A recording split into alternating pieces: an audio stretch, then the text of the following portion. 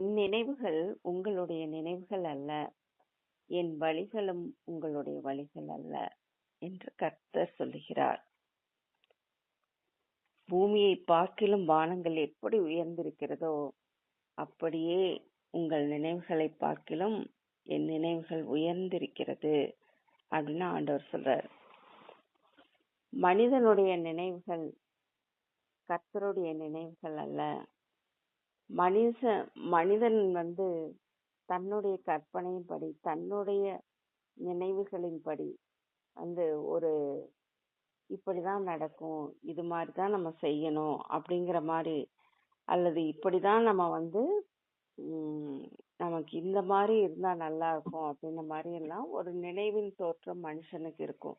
ஆனா கடவுளுடைய நினைவுகள் நம்முடைய கற்பனைக்கு எட்டாத நினைவுகள் ஆண்டவர் நம்ம மேல அவர் வைத்திருக்கிறார். அவருடைய நினைவுகள்ல பாத்தீங்கன்னா நம்முடைய கற்பனைக்கு எட்டாத அளவுக்கு தேவனுடைய நினைவுகள் நம்ம நம்ம எப்பொழுதும் ஆண்டவர் அவருடைய நினைவுகள் எப்பவுமே நம்ம நினைப்பதை விட மிகவும் பெரியதா இருக்கிறது, நம்முடைய எண்ணங்களுக்கு எட்டாததா இருக்கிறது.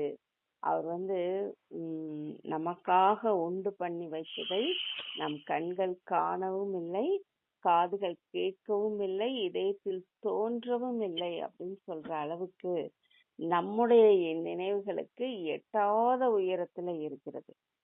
ஆண்டவர் நினைத்திருக்கும் நினைவுகள் மிகவும் பெரியதா இருக்கிறது. ஆண்டவருடைய நினைவுகள் எப்பொழுதும் நம்மால அத கணிக்கவே முடியாது.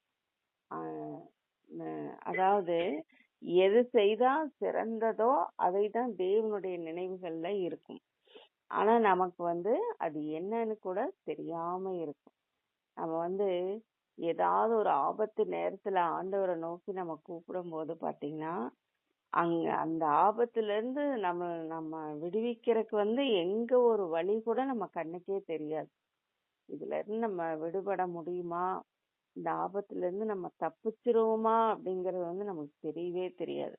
அப்ப கடவுளை நோக்கி நம்ம கூப்பிடும் போது பாத்தீங்கன்னா நம்ம அறியாத வகையில நமக்கு அதுல இருந்து ஒரு விடுதலை பெறறதுக்கு ஆண்டவர் ஒரு வழி வச்சிருப்பாரு.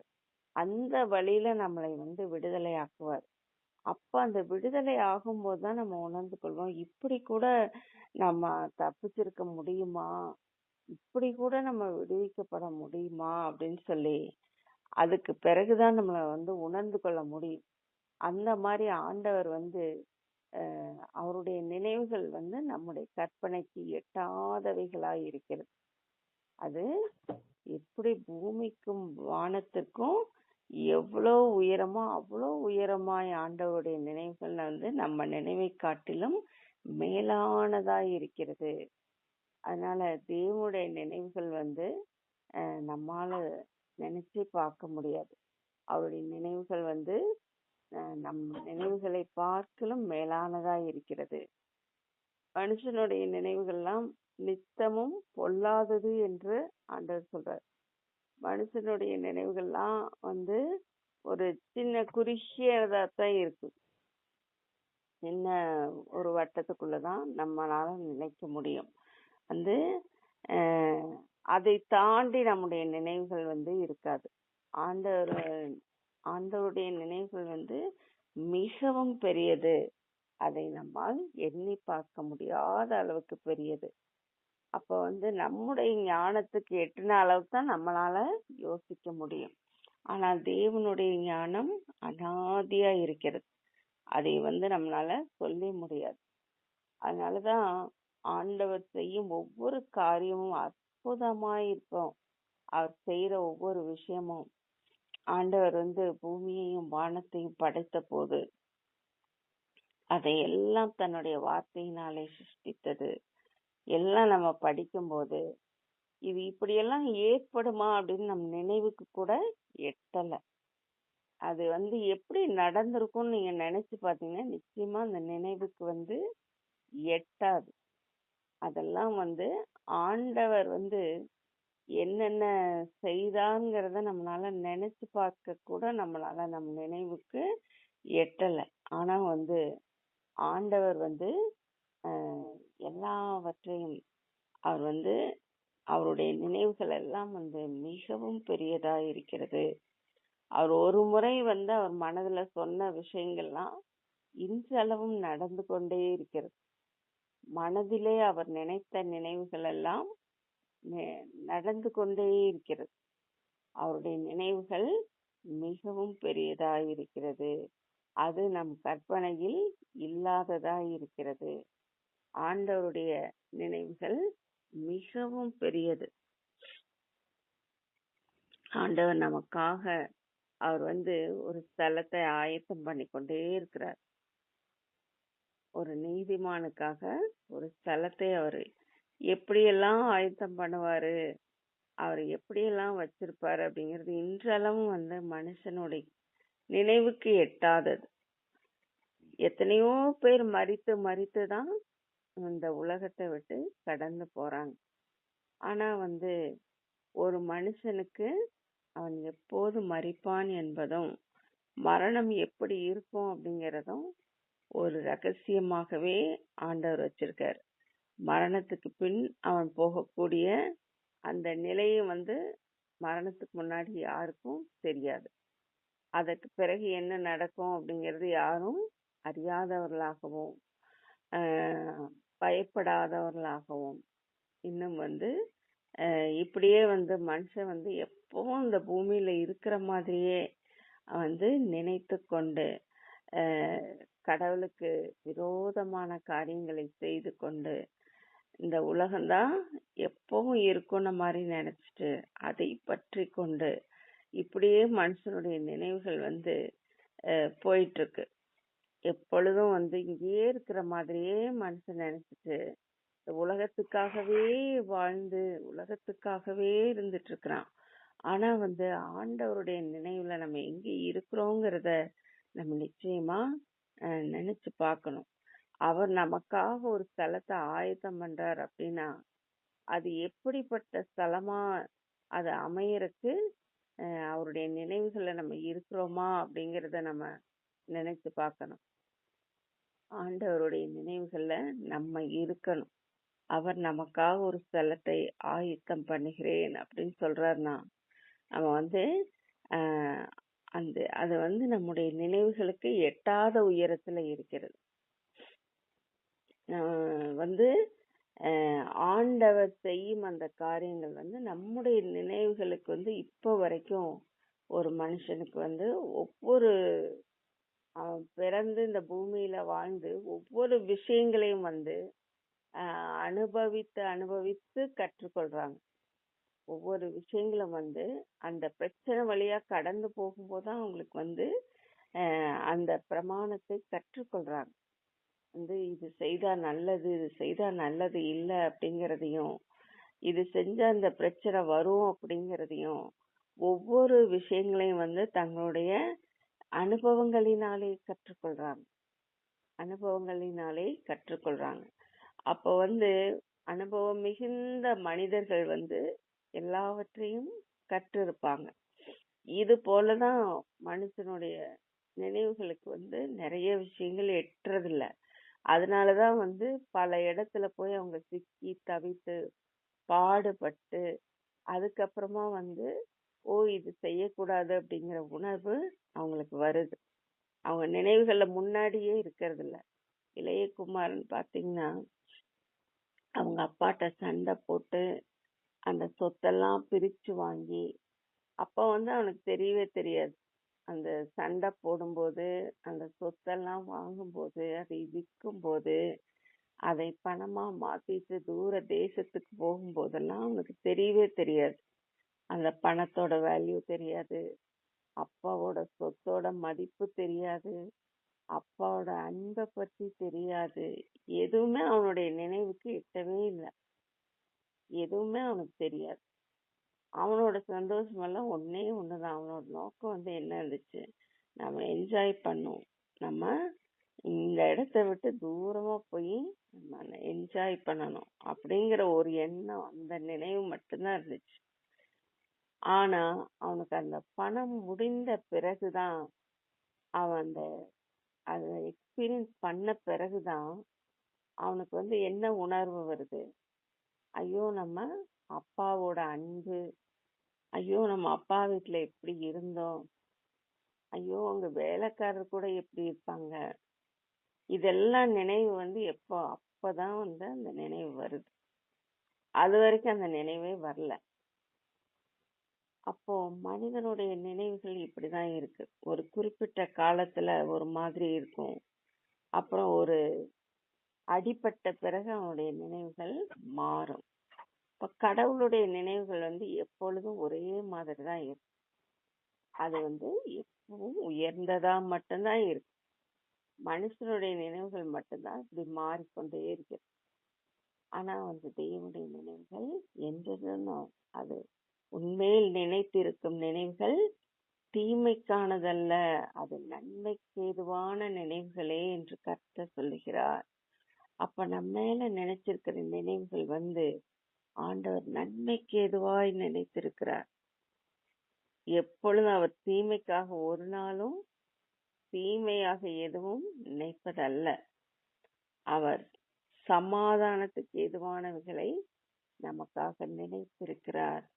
அவருடைய நினைவுகள் எப்பொழுதும் நன்மைக்கு ஏதுவாய் இருக்கிறது.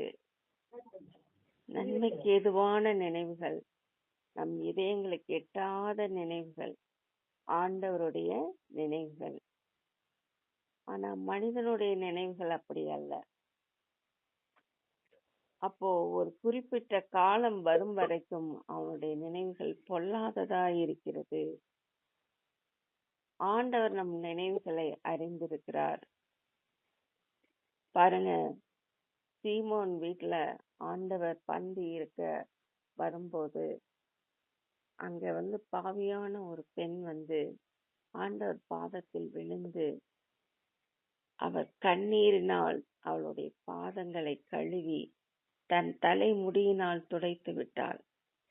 அப்ப எல்லாம் அங்க நின்று கொண்டிருந்த சீமோன் நினைச்சாரு, ஐயோ இவள் பாவி என்பது இவருக்கு தெரிந்திருக்குமே அப்படின்னு மனசுல நினைச்சாரு. ஆனா ஆண்டவர் வாயில பதில் சொல்றாரு. ஆண்டவர் என்ன சொல்றாரு வந்து, யார் அதிகமா அன்பு செலுத்துறவங்க அப்படின்னு சொல்லி ஆண்டவர் சீமோன் இடத்துல பேசுறார். அப்போ அவர் மனதிலே நினைத்ததற்கு ஆண்டவர் வெளிப்படையான பதிலை கொடுத்தார். நீ இப்படி சிந்திக்கிறது என்ன என்று கேட்கிறார். அப்போ ஆண்டவர் வந்து நம் சிந்திக்கிற அந்த சிந்தனைகளை, நினைவுகளை அவர் அறிந்திருக்கிறார். அதை அவர் எப்பொழுதும் அதை வகையறிகிறவராய் இருக்கிறார். ஆண்டவர் நம் சிந்தனைகளை அறிந்திருக்கிறார் என்பதை நம்ம அறிந்து நன்மைக்கு ஏதுவான சிந்தனைகளை உடையவர்களாக நாம இருக்கணும். நம்ம என்ன யோசிச்சாலும் ஆண்டவருக்கு தெரியும். ஆண்டவருக்கு நம்முடைய சிந்தனைகள் ஒன்றும் மறைவானதல்ல. நீங்கள் உங்கள் இதயத்தில் பொல்லாதவைகளை சிந்திக்கிறது என்ன என்று ஆண்டவர் சொல்றார்.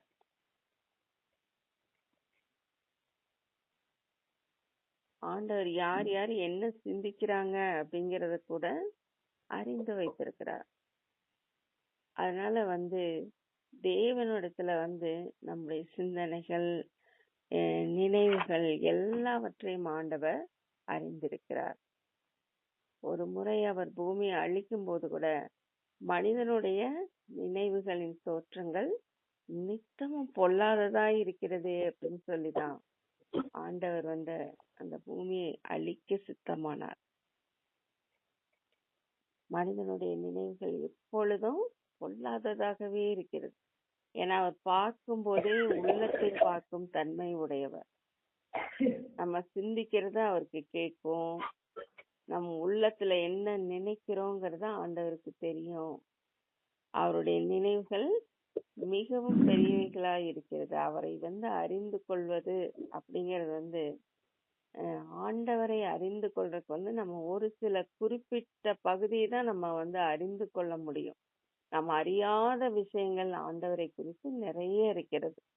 தேவனை வந்து நம்ம தொடர்ந்து அவரை நோக்கி நாம் முன்னேற முன்னேற முன்னேறதான் அவரை பற்றி நம்ம அறிந்து கொள்ள முடியும்.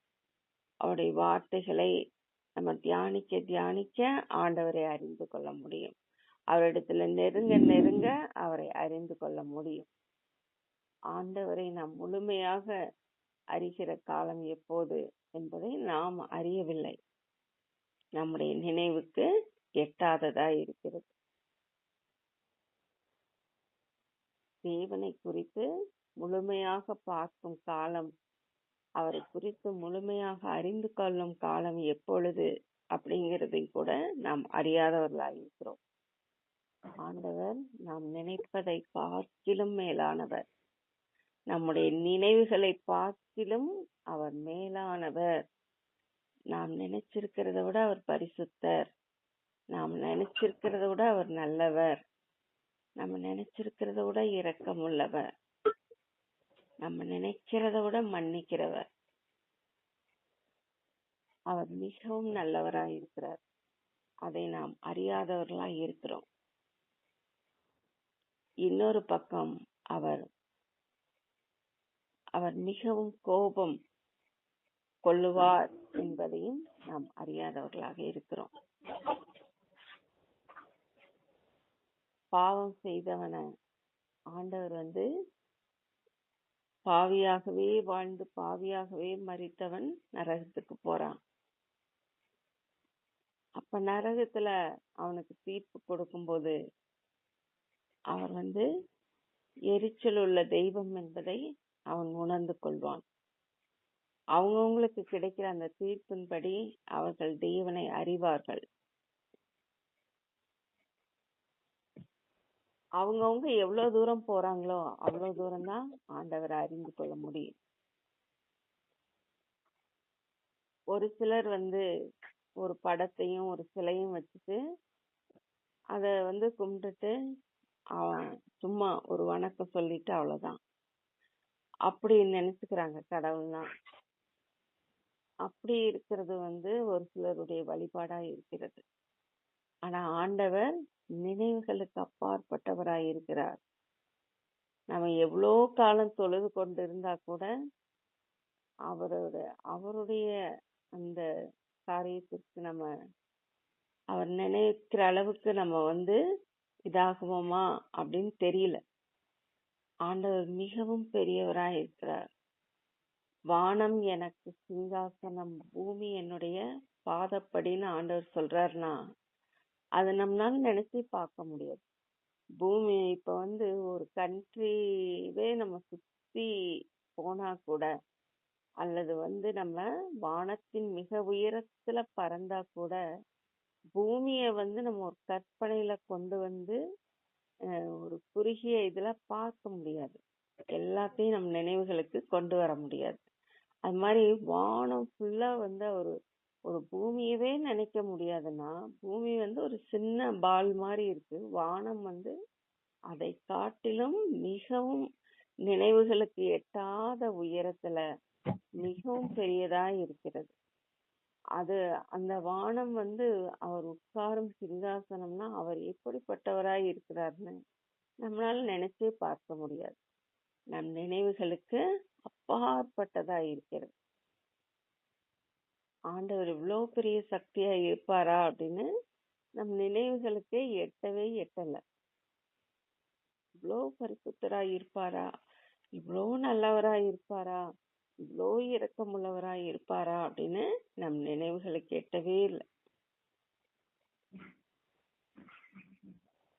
தன்னுடைய சொந்த குமாரனையே எனக்காக பலி செலுத்த அவர் அனுப்பி கொடுப்பாரா, மகா பரிசுத்தரையே அவர் பலி செலுத்துவாரா அப்படின்னு நம்மளால நம் நினைவுகளுக்கு எட்டாத விஷயங்களை எல்லாம் அவர் செய்து காண்பித்தார். ஆண்டவர் எப்படிப்பட்டவர் என்பது நமக்கு நம்முடைய எதிர்காலம் என்ன என்பது நம் நினைவுகளுக்கு எட்டல. ஆண்டவர் எப்படிப்பட்டவர்னு இன்னும் நாம் அறிந்து கொள்ளாதவர்களா இருக்கிறோம். ஆனா தேவன் நம் நினைவுகளை பார்க்கிலும் மிகவும் பெரியவர். ஆண்டவரை நாம் அறிய அறியதான் ஒவ்வொரு விஷயத்தையும் நாம் கற்றுக்கொள்ள முடியும். ஆண்டவரை நெருங்க நெருங்க தான் அவரை பற்றி அறிந்து கொள்ள முடியும். ஆண்டவருடைய நினைவுகளை நாம் எட்டவே முடியாது. பூமிக்கு வானம் எவ்வளவு உயரமாய் இருக்கிறதோ அப்படியே உங்கள் நினைவுகளை பார்க்கிலும் என்னுடைய நினைவுகள் உயரமாய் இருக்கிறது என்று ஆண்டவர் சொல்றார். அப்போ அவருடைய நினைவுகளை அறிவது அப்படிங்கிறது ஒரு மனுஷனுக்கு என்னைக்குமே முடியாது. அவருடைய நினைவுகளை அறிவது அப்படிங்கிறது அவர் நமக்கு ஏதாவது ஒரு காரியத்தை வெளிப்படுத்தும் போது நாம் ஒரு சில விஷயங்களே அவர் மனதில் இருக்கிறத நம்ம உணர்ந்து கொள்ள முடியும். அவருடைய சித்தத்தின்படி ஏதாவது ஒரு காரியத்தை நமக்கு வெளிப்படுத்துவார். ஆண்டவரை முழுமையாக பார்ப்பதும் முழுமையாக அறிந்து கொள்வதும் ஒரு மனிதனுடைய நினைவுக்கு முடியுமா அப்படிங்கறத சொல்ல முடியாது. அப்படிப்பட்ட ஒரு மிகப்பெரிய தெய்வத்தை தான் நம்ம வணங்கிட்டு இருக்கோம். நம் நினைவுகளுக்கு அப்பாற்பட்டவர். அவரைத்தான் நாம் தொழுது கொண்டு இருக்கிறோம். அவரைத்தான் நாம் தேடிக்கொண்டு இருக்கிறோம். அவருடைய நினைவுகள்ல நம்ம இருக்கிறோம் அப்படின்னா அது நமக்கு கிடைத்த மிகப்பெரிய பரிசு. கர்த்தரோ என் மேல் நினைவாய் இருக்கிறார், நானோ சிறுமையும் எளிமையுமானவன் என்று தாவீது சொன்னது போல ஆண்டவருடைய நினைவுகள்ல நம்ம இருக்கிறோம். ஆண்டவருடைய நினைவுகள்ல நம்ம இருக்கிறோங்கிறது அப்ப ஆண்டவர் நம்மேல் நினைத்திருக்கிற அந்த நினைவு நன்மைக்கு ஏதுவானதா இருக்கிறது, சமாதானத்துக்கு ஏதுவானதா இருக்கிறது. நான் உங்கள் மேல் நினைத்திருக்கிற நினைவுகள் அது தீமைக்கு ஏதுவானது அல்ல என்று வேதம் சொல்லுகிறது. அப்ப தேவன் நம்ம மேல ஒரு நினைவு வச்சிருக்காரு. தாய் தகப்பன் பிள்ளைகள் மேல ஒரு நினைவு வச்சிருப்பாங்க. அவங்க இப்படி படிக்கணும், இப்படி வேலை பார்க்கணும், இப்படி ஒரு நல்ல எதிர்காலம் அவங்களுக்கு இருக்கணும், இப்படி அவங்க கடவுளை தொழுது கொள்ளணும், இப்படி ரட்சிக்கப்படணும், தேவனோடு இருக்கணும். இதெல்லாம் ஒரு நினைவு பேரண்ட்ஸ் பிள்ளைகள் மேல வச்சிருக்கிறது. அவங்க சந்தோஷமா இருக்கணும், பாடுபடக்கூடாது, இப்படி எல்லாம் ஒரு நினைவு பேரண்ட்ஸ் எப்படி பிள்ளைகள் மேல வச்சிருக்காங்களோ அதே மாதிரிதான் ஆண்டவர் நம்ம மேல ஒரு நினைவு. என் பிள்ளைகள் இவங்க நல்லா இருக்கணும், இவங்க ரட்சிக்கப்பட்டிருக்கணும், கடவுளோட ஒன்னா இருக்கணும்,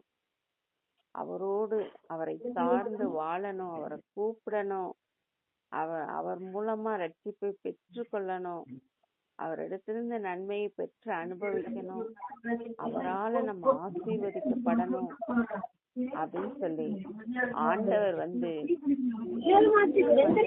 அவர் நம்மேல ஒரு நினைவு வச்சிருக்காரு. நன்மைக்கு ஏதுவானவைகள் என்று ஆண்டவர் சொல்றார். அந்த நன்மைக்கு ஏதுவான நினைவுகளை நம்ம சுதந்திரித்து அந்த நினைவுகளை நாம் அறிந்தவர்களாக நம்ம வாழும் போது இன்னும் அவரை பற்றி நாம் அறிந்து கொள்ள அந்த நினைவு கெட்டாத உயரத்துல இருக்கக்கூடிய அந்த தேவனை, அவர் நமக்காக ஏற்படுத்தினவைகளை எல்லாம் நாம் அறியாதவர்களா இருப்பதனால அவர் சொன்ன வார்த்தைகளை மாத்திரம் நாம் கடைபிடித்து நம்ம வாழும்போது அந்த நினைவு கெட்டாத தெய்வத்தை, அந்த நினைவு கெட்டாத அவருடைய நினைவுகளை நம்ம எட்டுகிற காலம் என்று ஒன்று இருக்கிறது. அந்த காலத்துல நாம் போய் சேரும் போது ஆண்டவர் நன்மைக்கு ஏதுவானவைகளை நம்மேல் நினைத்திருக்கிறதுனால அதையெல்லாம் நாம் செய்து முடிக்க ஒரே ஒரு வழிதான் இருக்கு. அது தேவனுடைய வார்த்தைகளின்படி நாம் அவருக்கு பயந்து நடக்கும்போது ஆண்டவர் அந்த நன்மைக்கு ஏதுவான அந்த நினைவுகளின்படியே நம்மை ஆசீர்வதிக்க அவர் வல்லமையுள்ளவராக இருக்கிறார். அவருடைய வார்த்தைகளுக்கு பயந்து நடக்கிற பிள்ளைகளை அவர் நினைவுகளின்படியே அவர் ஆசீர்வதித்து உயர்த்துவார். அவர் வார்த்தைக்கு நடுங்குகிறவனையே நான் நோக்கி பார்ப்பேன் என்று சொல்லியிருக்கிறார். அதனால அவருடைய வார்த்தைகளின்படி நம்ம அவருடைய நினைவுகள் என்ன என்று நாம் அறியாதவர்களா இருக்கிறபடினால அந்த வார்த்தையை நம்ம ஒரு சிறு பிள்ளை போல நீங்க ஏற்றுக்கொள்ளுங்கள் அப்படின்னு சொல்றாரு. அதனாலதான் என்ன ஏது இது எப்படி அப்படின்லாம் கேள்வி கேட்காம அப்படியே கடைபிடிச்சீங்கன்னா மட்டும்தான், அவர் சொன்ன வார்த்தையின்படி நடந்தா மட்டும்தான் அது தேவனுடைய ராஜ்யத்துக்கு அது ஏதுவானதா இருக்கும். சிறு பிள்ளை போல என்னை ஏற்றுக்கொள்ளணும்னு ஆண்டவர் அதனாலதான் சொல்றார். ஏன்னா அவருடைய நினைவுகளை நாம் அறியாதவர்களா இருக்கிறோம். அதனால அந்த நினைவுகள் நம்முடைய நினைவுக்கு எட்டாத உயரத்துல